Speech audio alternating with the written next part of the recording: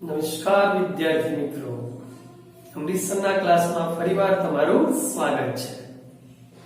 આજે આપણે દ્રવ્ય અવસ્થા ધોરણ 11 એકમ 5 માં વાયુના નિયમો વિશેની ચર્ચા કરીશું। તો આજનો ટોપિક છે આપણો વાયુના નિયમો।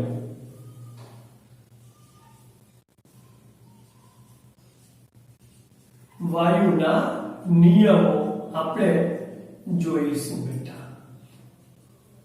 વાયુ એટલે ગેસ અને નિયમો એટલે રૂલ્સ, ગેસિયસ રૂલ્સ ની ચર્ચા કરવી છે।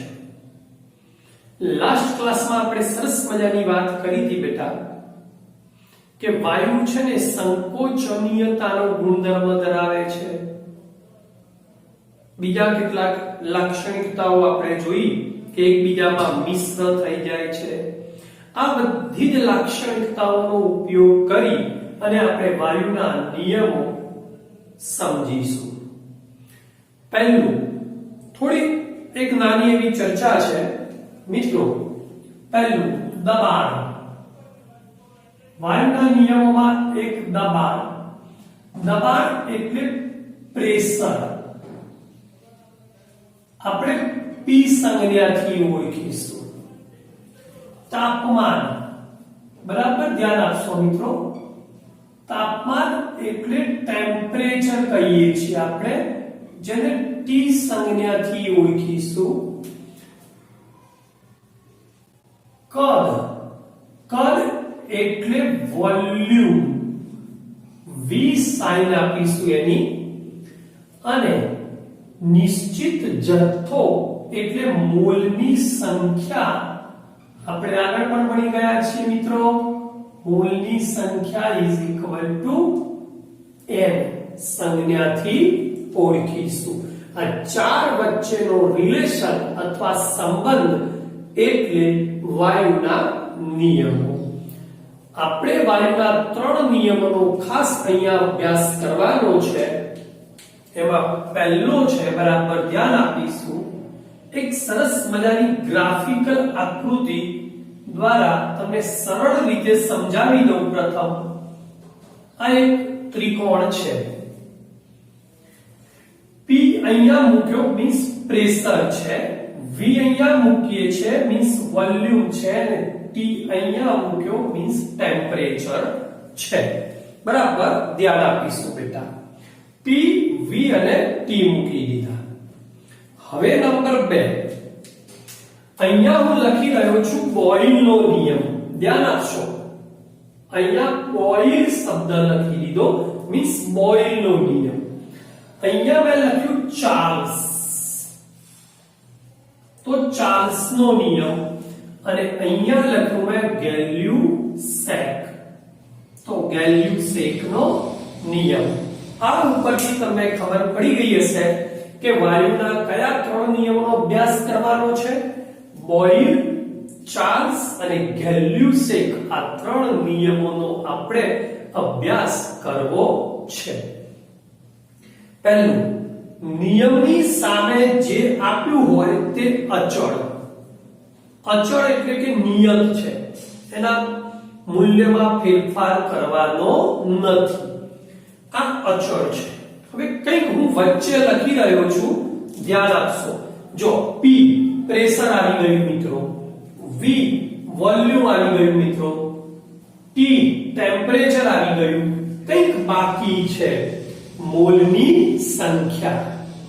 તો અહીંયા એ બી દર્શાવી દઉં છું, નિશ્ચિત જથ્થાના વાયુનું, નિશ્ચિત જથ્થાનો વાયુ એટલે મોલની સંખ્યા પણ આપણે નિશ્ચિત લઈ લીધી। ઓકે, તો P, V, T અને નિશ્ચિત જથ્થાનો વાયુ એટલે L, આ ચાર વચ્ચેનો સંબંધ આપણે મેળવીશું। પ્રથમ હવે બોયલનો નિયમ મારે જોવો છે। પહેલો નિયમ, બોયલના નિયમની આપણે ચર્ચા કરીશું મિત્રો। બોયલનો નિયમ શું આવે બેટા? બોયલનો નિયમ શું હોય? તો એની સામે જે હોય તે અચળ એટલે તાપમાન છે. તો બોયલના નિયમમાં અચળ તાપમાને બરાબર ધ્યાન આપીશું. નિયત તાપમાને અચળ તાપમાને નિશ્ચિત જથ્થાના વાયુનું દબાણ પ્રેશર એ તેના કદના વ્યસ્ત પ્રમાણમાં હોય છે. આ જે દર્શાવ્યું આમ આ વ્યસ્ત પ્રમાણ સૂચવે છે. વ્યસ્ત પ્રમાણ સૂચવે છે. તો અહીંયા હું નિયમ લખીશ બેટા કે નિયત તાપમાને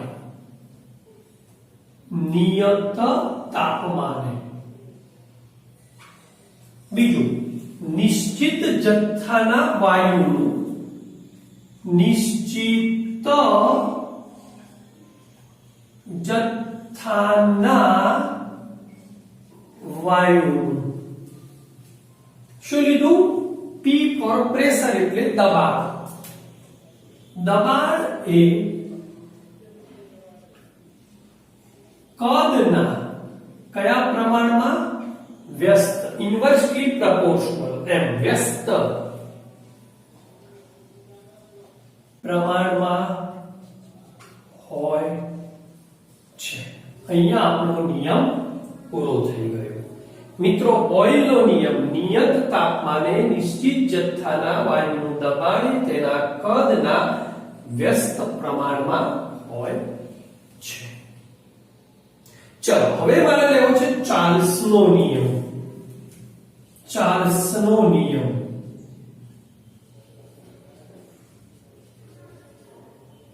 શું આવે બેટા? તો ચલો ધારણા કરીને કહી દો ચાર્લ્સના નિયમમાં અચળ શું હશે? સમજી શકીએ છે સામે P છે માટે અચળ દબાણે અથવા નિયત દબાણે બરાબર ધ્યાન આપીશું. નિયત દબાણે એક શબ્દ ક્લિયર આપો. નંબર 2 બેટા બીજો શબ્દ બરાબર ધ્યાન આપીશું. નિયત દબાણે આ તો એમના એમ નિશ્ચિત જથ્થાના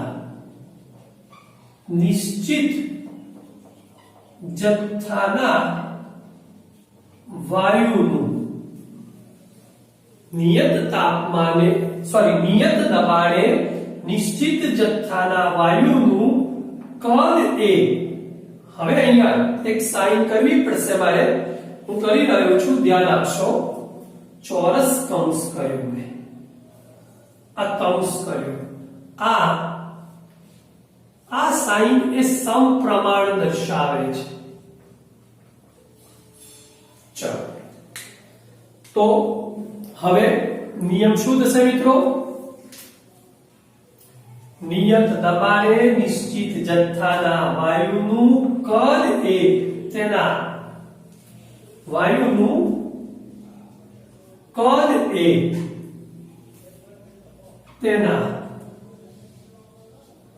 તાપમાન ના સમ પ્રમાણમાં હોય છે. તમને એમ થાય કે સરે અહીંયા કઈક જગ્યા રાખી, સમજી વિચારીને રાખી છે. તાપમાન અહીંયા હવે જો નિયત હોય તો આ શબ્દ નહીં લેવાનો, નહીતર દરેકમાં તાપમાન આપણે નિરપેક્ષ જ ઉપયોગ કરીશું. નિરપેક્ષ એટલે કેલ્વિન માપક્રમમાં બરાબર યાદ રાખીશું. તો હવે નિયમ કમ્પ્લીટ. ચાર્લ્સનો નિયમ નિયત દબાણે નિશ્ચિત જથ્થાના વાયુનું કદ એ તેના નિરપેક્ષ તાપમાનના સમપ્રમાણમાં હોય છે. ચલો ઓકે. હવે નંબર 3 ગેલ્યુસેકનો નિયમ જોઈશું આપણે. ગેલ્યુસેકનો નિયમ મિત્રો. ચલો ફરીથી એકવાર ગેલ્યુસેકના નિયમમાં હું ચોરસ કૌંસ ગેલ્યુસેક ઉપર દોરી દઉં છું. આના આ જ મીન્સ કયા પ્રમાણમાં છે? સમપ્રમાણમાં. ચલો હવે નિયમ જરા એક વખત જાતે ટ્રાય કરશો. ઓકે, તો હું લખું છું અચળ શું હશે અથવા નિયત શું હશે? કદ હશે. ચલો નિયમ આપણો લખવાનું સ્ટાર્ટ કરું છું. નિયત અથવા અચળ શબ્દ બી વાપરી શકાય. ચલો અચળ કદ, કદ અચળ લઈ લીધું આપણે. પેલો શબ્દ તો એમના એમ દરેકમાં નિશ્ચિત જથ્થાના વાયુનું એટલે મોલ અચળ થઈ ગયા. અહીંયા દબાણ એ તેના પાછું અહીંયા આવે કયું લઈશું? તાપમાન. નિરપેક્ષ તાપમાન ના ચોરસ અંશ એટલે કયા પ્રમાણમાં? સમ પ્રમાણમાં હોય છે બેટા. બોલો ક્લિયર? 3 નિયમ. વાયુના આમ તો 4 નિયમો ભણવાના છે. બોઇલ, ચાર્લ્સ, ગેલ્યુસેક અને બીજો છે જે હું વાત કરી રહ્યો છું હવે, એવોગેડ્રોનો નિયમ. એવોગેડ્રોનો પણ મેઇન આ 3 નિયમો છે. ઓકે, ચલો ફરીથી એમ પૂછવા માંગુ કે બોઇલના નિયમમાં નીચેનામાંથી શું અચળ હોય છે? તો તાપમાન, દબાણ, કદ કે પછી મોલની સંખ્યા. તો બે વસ્તુ અચળ હોય, બરાબર યાદ રાખજો. એક નિશ્ચિત જથ્થાનો વાયુ તો દરેકમાં અચળ જ છે, જોઈ લો. અને બીજું શું અચળ હતું? તાપમાન હોય તો બોઇલનો નિયમ, દબાણ અચળ હોય તો ચાર્લ્સનો નિયમ અને કદ અચળ હોય તો ગેલ્યુસેકનો નિયમ. ઓકે મિત્રો, એક નિયમ ચોથો છે એવોગેડ્રોનો નિયમ, જેનો અભ્યાસ આપણે પ્રકરણ 1 માં કરી ગયા છીએ. એવોગેડ્રોનો નિયમ. એવોગેડ્રોનો નિયમ. બોલો આટલું ક્લિયર? એવોગેડ્રોનો નિયમ અહીંયા ભણવાનો છે કે ભાઈ સમાન તાપમાને અને દબાણે એક સમાન કદના જો વાયુઓ લેવામાં આવે તો તેમાં અણુઓની સંખ્યા પણ સમાન હોય છે, જેનો અભ્યાસ હું આગળ ઉપર તમને કરાવીશ. તો જરા એક વખત વિડિયો પોઝ કરી લખી દેશો, પછી દરેક નિયમને આપણે વિગતે સમજીશું. બરાબર? આ 4 સાઇન યાદ રાખીશું, ટી, ટી, વી અને એન. પછી બોઇલનો નિયમ આજનું લેક્ચર આપણું છે. બોઇલનો નિયમ લખી તેનું ગાણિતીય સૂત્ર સમજાવો અને તેના માટેનો નિયત તાપમાને જે આલેખ છે તેની ચર્ચા કરો. તો લખી દઈશું એક વખત.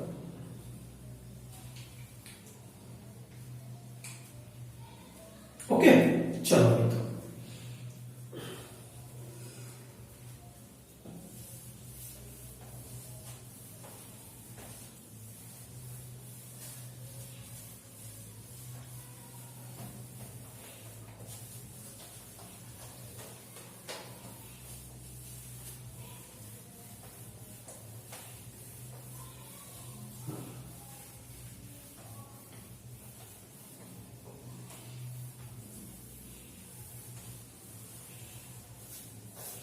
આની જવા દઉં છું, તમારા મગજમાં ક્લિયર હોય.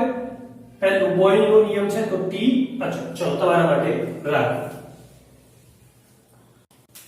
પહેલો પ્રશ્ન આવો છે બેટા,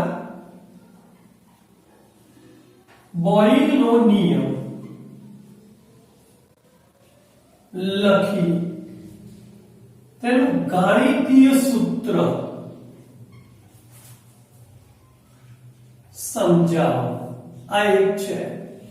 તેમજ બરાબર યાદ રાખીશું, બોઇલના નિયમમાં અચળ તાપમાન હતું, માટે સમતાપી, જો તાપમાન જેમાં સમાન હોય, સમતાપી વક્રો સમજાવો.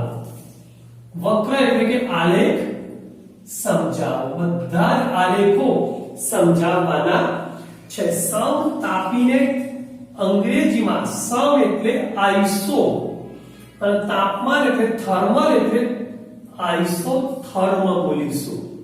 આઈસોથર્મ આપણે કર્મ સમજાવવા છે, જેનો અભ્યાસ આપણે કરીશું હવે. ચલો મિત્રો, પહેલું બોયલનો નિયમ. શું થશે બેટા? બોયલનો નિયમ.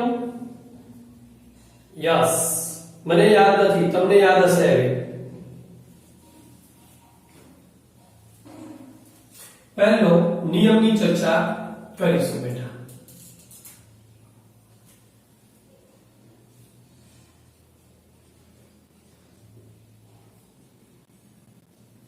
નિયત તાપમાને નિશ્ચિત જથ્થાના વાયુનું શું બેટા? દબાણ એ તેના એ વાયુનું જે કદ છે એના વ્યસ્ત પ્રમાણમાં હોય છે. આ નિયમ રોબર્ટ બોયલે આપ્યો છે. હું તમને નાની આકૃતિથી સમજાવું બેટા. ચલો,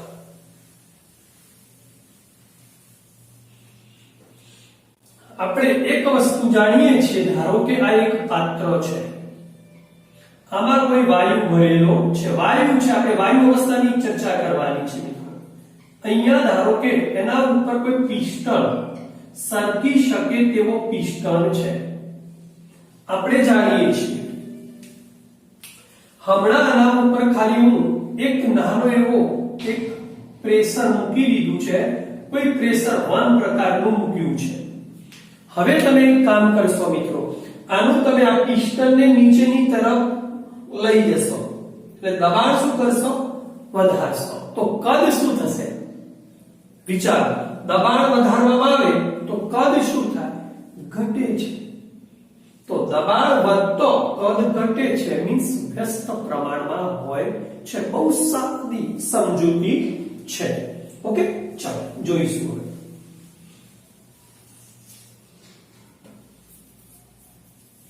તો વ્યસ્ત પ્રમાણમાં હોય છે. હવે આ નિયમનું ગાણિતીય સ્વરૂપ લેવું છે મિત્રો. ગાણિતીય સ્વરૂપ લેવું છે.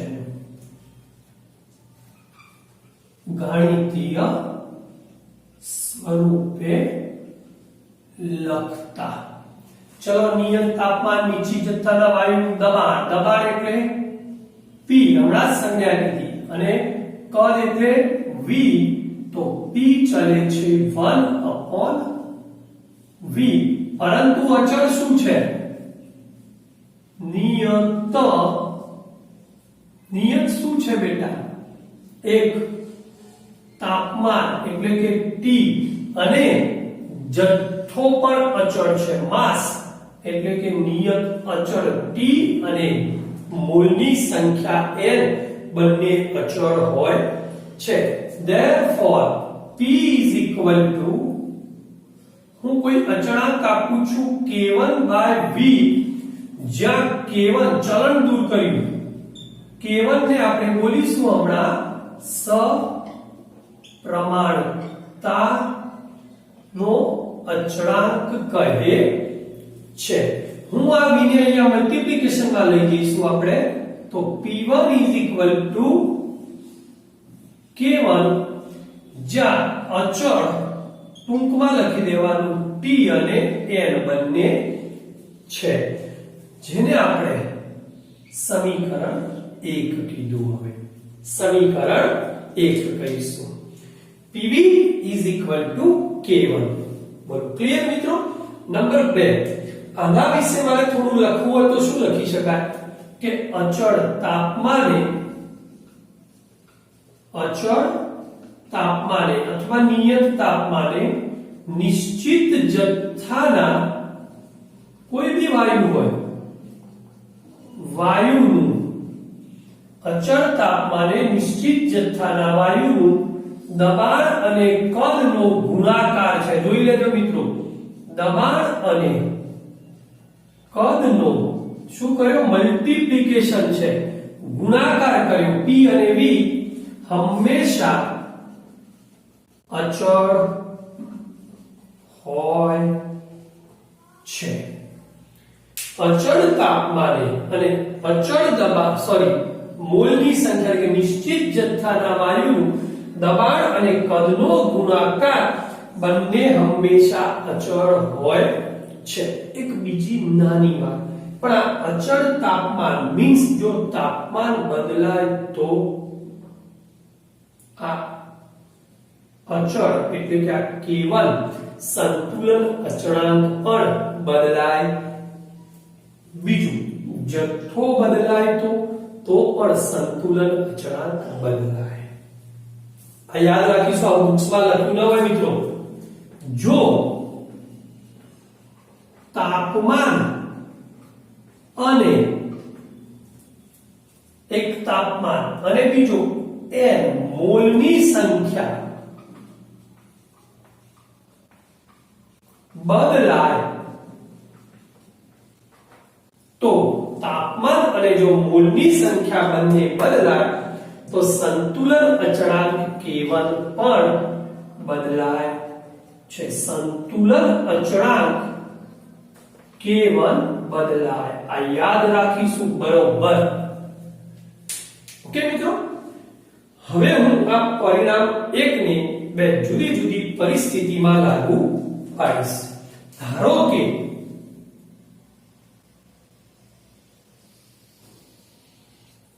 ચલો મિત્રો, હવે આપણે એક નાની પરિસ્થિતિ બે લઈશું, બરાબર યાદ રાખીશું. ચલો, પહેલું નંબર 1. મિત્રો, આ નિયત તાપમાને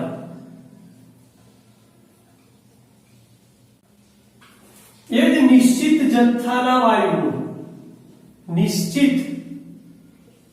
જથ્થાના વાયુનું ધારો કે પ્રારંભિક અવસ્થા, શરૂઆતની અવસ્થા નું દબાણ કોઈ બી જગ્યાએ પડ્યો હોય P1 અને કદ પ્રારંભિક અવસ્થાનું કદ છે V1 હોય તથા તે અંતિમ અવસ્થામાં તથા ત્યાંથી કોઈ અંતિમ અવસ્થામાં લઈ ગયા બીજી અવસ્થામાં અંતિમ અવસ્થાનું દબાણ P2 કદ V2 હોય ત્યારે શું થશે? આ સમીકરણ મિત્રો, સમીકરણ 1 પરથી કારણ કે તાપમાન અને દ્રવ્યનો જથ્થો મીન્સ નિશ્ચિત જથ્થો અચળ છે, માટે આ બંનેનો ગુણાકાર હંમેશા K1 જ આવે. તો P1 V1 is equal to P2 V2. આ તો બે માટે છે. ત્રીજી પરિસ્થિતિ P3 V3 હોય તો બી સમાન આવે, ચોથી હોય તો બી સમાન આવે. બધી જ પરિસ્થિતિ કેવી મળે છે આપણને? સમાન મળે. આ પરિણામ 2 છે. હું આને નીચે લાવી દઈશ તો શું થશે મિત્રો? P1 upon P2 is equal to યાદ રાખશો V2 upon V1 બને. આવી પરિણામ 2 જ કહીએ છીએ, ગમે તે આ પરિણામ મેઇન છે. ચલો, ક્લિયર મિત્રો? અહીંયા બોયલના નિયમનું ગણિતીય સમીકરણ પૂર્ણ થયું. હવે થોડી ચર્ચા કરવી છે મારે. મિત્રો, આપણે એ વસ્તુ જાણીએ છીએ કે કોઈ પણ વાયુ હોય એને સંકોચવામાં આવે તો વાયુના અણુઓ સંકોચનીયતાની લાક્ષણિકતામાં જોયું હતું. દબાણ વધારવામાં આવે તો વાયુના અણુઓ પાસે આવે માટે વાયુ ઘટ્ટ બને છે. તો એકદમ સરળ ભાષામાં દબાણ વધારતા વાયુ છે ને મિત્રો એ ઘટ્ટ બને છે. કારણ વાયુના અણુઓ પાસે આવે છે, વાયુના અણુઓ પાસે આવે છે, માટે દબાણ વધારતા વાયુ ઘટ્ટ બને છે. જે અહીંયા આપણે દબાણ અને વાયુ ઘટ્ટ બનવો એટલે શું, તેની ઘનતા વચ્ચેનો સંબંધ મેળવીએ. એક વખત વિડિયો પોઝ કરી લખી દેશું મિત્રો. ઓકે, ચલો.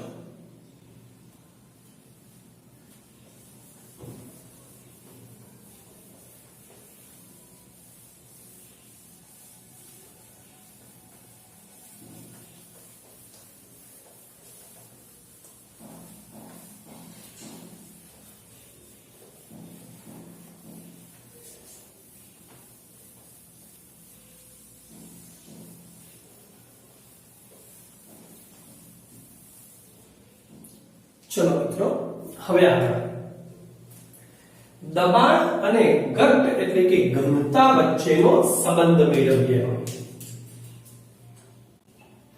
તેના દબાણ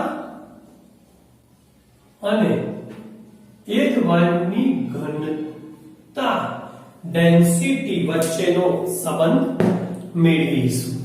ચલો, પહેલું આપણે એક વસ્તુ જાણીએ છીએ બેટા કે ઘનતા બરાબર ઘનતા ઇઝ ઇક્વલ ટુ દળ ભાગ્યા કદ. દળને આપણે માસ કહીએ છીએ, કદને આપણે v કહીએ છીએ. ધેરફોર ઘનતા d is equal to m/v. v ને સૂત્રનો કર્તા કહીશું મિત્રો. તો therefore v is equal to શું થશે, m/d. આ પરિણામ 3 છે આપણું. ઓકે, આ પરિણામ 3 છે. હવે પરિણામ 3 અને પરિણામ 1 પરથી પરિણામ આજે 3 અને આપણું પરિણામ 1 હતું, 1 આ બંને પરથી આપણે શું કહી શકીએ, p into v, v ની જગ્યાએ m/d is equal to k1. d ને અહીંયા લઈ જઈએ, k1 ને અહીંયા લાવીએ, પણ d ને પહેલો લખીએ છે ખાલી. તો d is equal to શું થશે, m/k1 into p. પણ m એ શું થયું, વાયુનું દળ, નિશ્ચિત જથ્થો, અચળ છે બેટા. k1 બી અચળ છે, બંને અચળ છે, માટે પ્રૂફ શું થાય, d is directly proportional to p. પરિણામ 4. આનો મતલબ શું થયો બેટા, ક્યારે જોવા મળે, તો નિયત તાપમાન T અને દળનો જથ્થો N હોય ત્યારે વાયુની ઘનતા એ તેના દબાણના સમપ્રમાણમાં હોય છે, જે આપણે ત્યાં રજૂ કરીએ.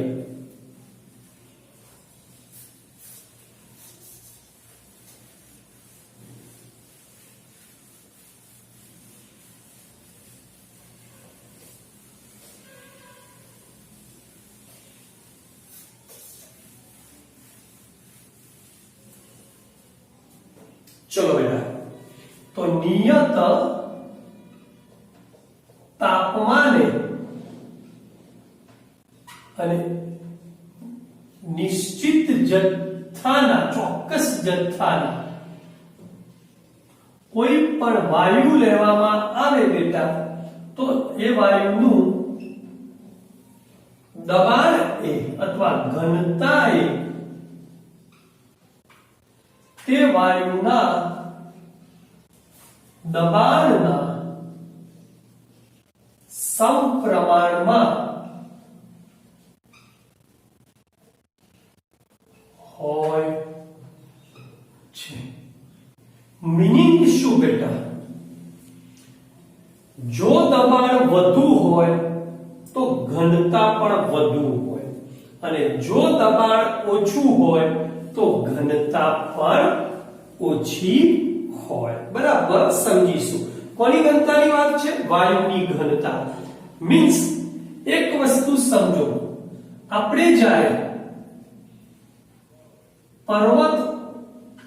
પર્વતો ઉપર જઈએ અથવા કોઈ ઊંચી ટેકરી ઉપર જઈએ ત્યારે શું બને?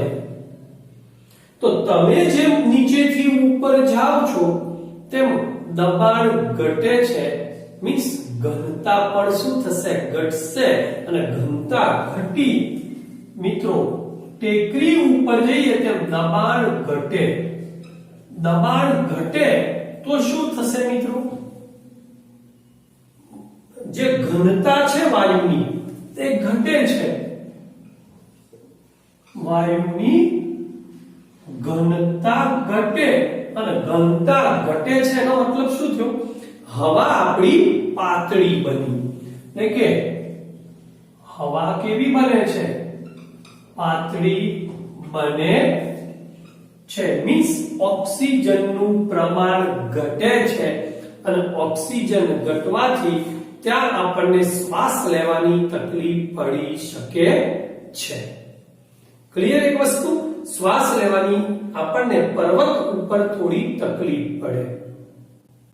તો જેમ જેમ નીચેથી ઉપર જઈએ તેમ દબાણ ઘટે, ટેકરી ઉપર તો ઘનતા ઘટે, તો હવા કેવી બને છે?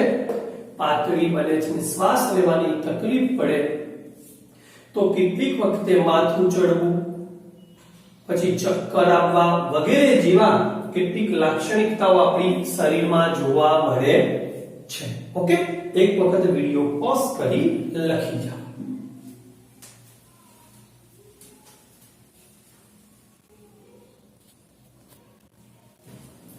કેમ મિત્રો? ચલો હવે જોઈશું કોયડો 5.1. આ સૂત્રને આધારે આપણે કેટલાક એક્ઝામ્પલ જોવા છે. એમાં કોયડો 5.1 એક બલૂન છે, એમાં હાઇડ્રોજન વાયુ ઓરડાના તાપમાને ભરવામાં આવે છે. હાઇડ્રોજન વાયુ ભર્યું છે એક ફુગ્ગાની અંદર ઓરડાના તાપમાને.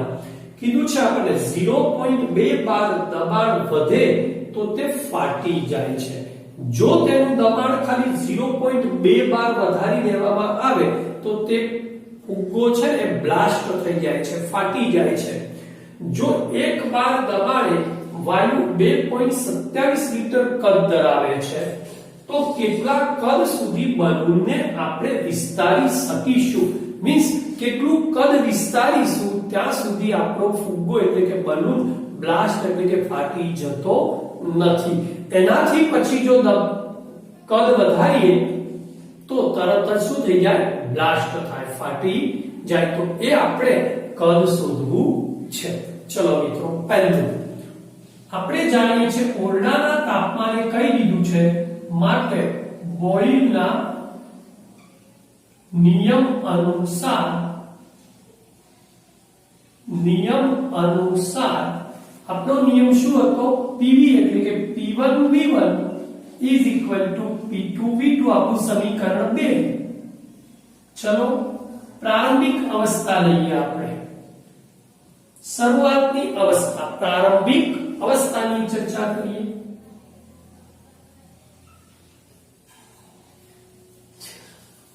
પ્રારંભિક લખી દો. પ્રારંભિક અવસ્થા P1. સપોઝ ફોર આ અવસ્થા પ્રારંભિક લઈએ છીએ ત્યારે દબાણ છે 1 બાર, દબાણનો એકમ છે 2.27 લિટર. V1 2.27 litre. લિટર એ પણ કદનો એકમ છે, ડેસીમીટર ઘન પણ કદનો એકમ છે, સેન્ટીમીટર ઘન પણ છે. ચલો અંતિમ અવસ્થા કે છેલ્લી અવસ્થા કેટલી કરી શકીએ? કીધું છે 0.2 બાર દબાણ વધે. મીન્સ P2 P1 માં 0.2 વધારવાના છે. મીન્સ 1.2, આ 1 હતો 0.2, 1.2 બાર કરીએ ત્યારે V2 કેટલા આપણે ગણવા છે. તો ચલો મિત્રો, P1V1 P2 v2 therefore v2 આપણે ગણવો છે તો p1 v1 1 ગુણ્યા 2.27 ભાગ્યા 1.2 જે આવે આપણો જવાબ શું આવશે આટલા બાર સોરી આટલા લીટર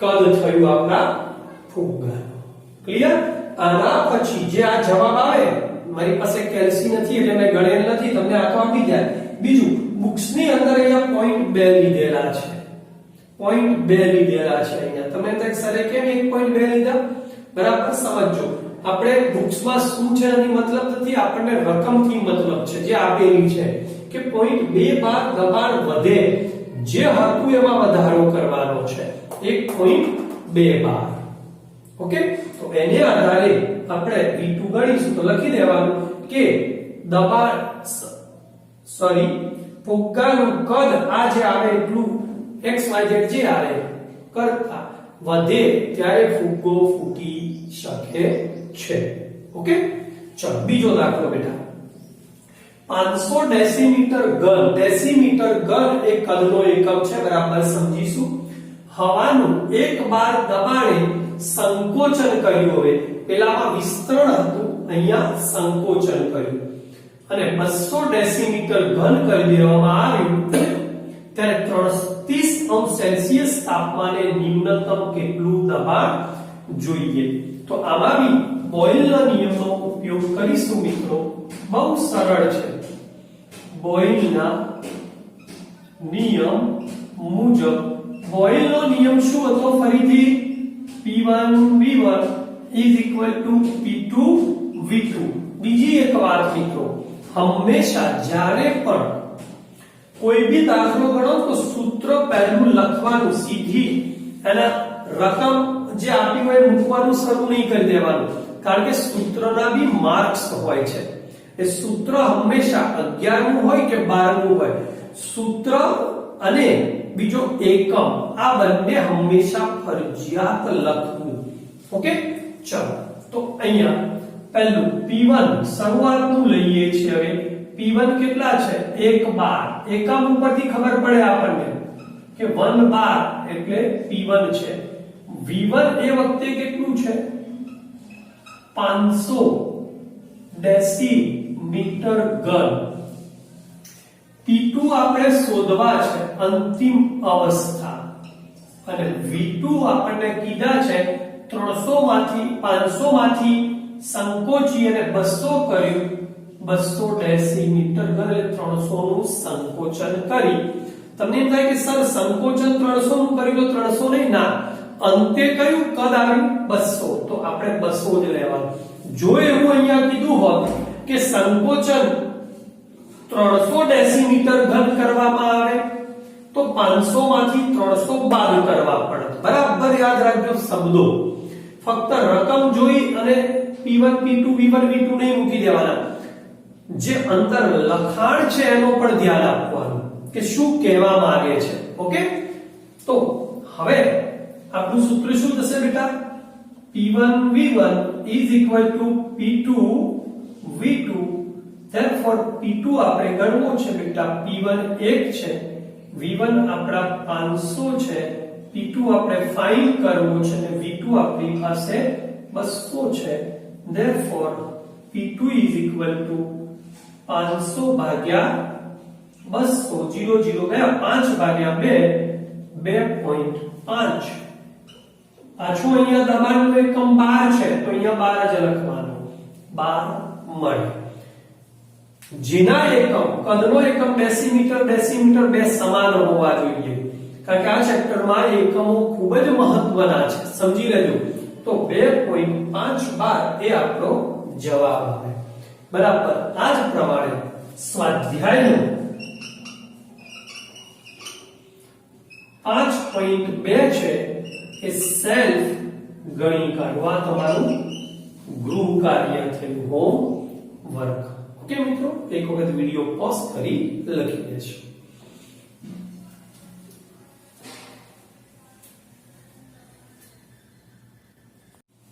ઓકે તો તો મિત્રો આજનો પ્રશ્ન હતો આપણો કે વાયુના નિયમો. તો પ્રથમ નિયમો જોયા, ત્યારબાદ બોયલનો નિયમ, તેનું ગાણિતીય સ્વરૂપ અને તેને લગતા કેટલાક એક્ઝામ્પલ જોયા.